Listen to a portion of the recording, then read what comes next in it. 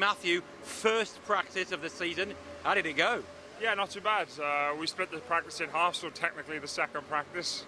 But it was hard work, it was fast. The boys snapped it around, it was good.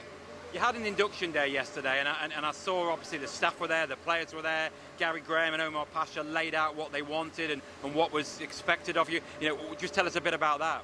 Yeah, basically, obviously, we know we've got a whole new setup here, lots of new faces, and like you said, they basically laid out the sort of guidelines for what they're expecting from this season on and off the ice, and obviously Gary's going to go through more stuff as we move through the week here, technically on the ice with what he wants, and obviously we'll build on that through pre-season and work towards the start of the regular season.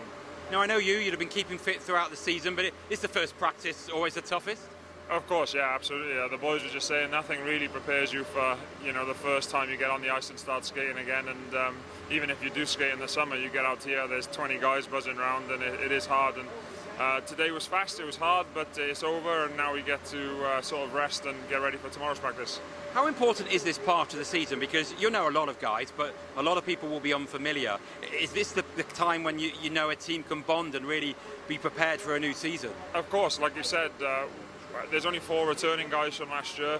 There are new guys who know each other from previous teams they played on, like Luke Ferreira and Johnny.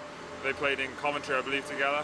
So there's a couple of guys who do know each other, but yeah, we need to use these next sort of 2 to 4 weeks and really get together as a group and gel, and hopefully that'll translate into good hockey on the ice.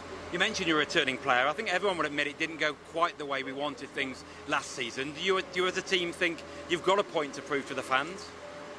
Well, to ourselves as well. I mean, some of the guys, lots of the guys weren't here, and I don't know how their seasons went, but I know from the guys who, were here last year, we weren't happy with our overall game and our results, and it showed, at the end of the season, sort of mid-table finish, never made playoffs, and those type of things. So, yeah, everybody likes playing better hockey, so we all want to play better, and obviously that'll hopefully mean some more wins and happier fans and more fans in the building, and that's what we want. We don't want to play in front of half a building here. This is a great arena, 8,000 seats, and we want 8,000 people here every week. But we know we have to put on a show and entertain them if they're going to show up.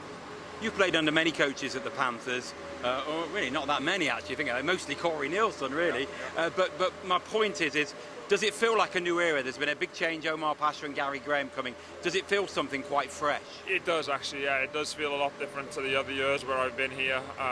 There's, like you say, new sort of CEO in place, new coach in place.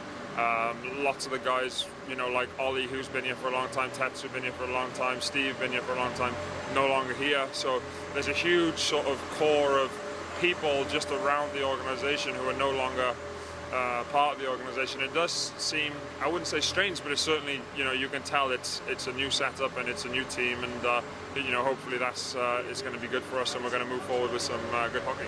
Just on a quick maths, I think it's 6 coaches that you played under, but I might be wrong. Just finally, like, is your buzz as big as ever now that you're in your late 30s? Going forward as it was when you were that young Matthew that turned up in that first season? Probably more so now, because I know I'm getting to the end. This could be my last year. You really don't know what's going to happen. So I know that I'm playing my last few games of hockey, really. Whereas when I was 19, I just thought I was going to play forever. So I think more so now I really understand that I need to enjoy it and, have fun with the boys, go for beers, work hard, win games, and do all the fun stuff that when I'm finished playing hockey, it's not going to be around anymore. Great stuff, Matthew. Great to have you back. Cheers, Chris Ellis.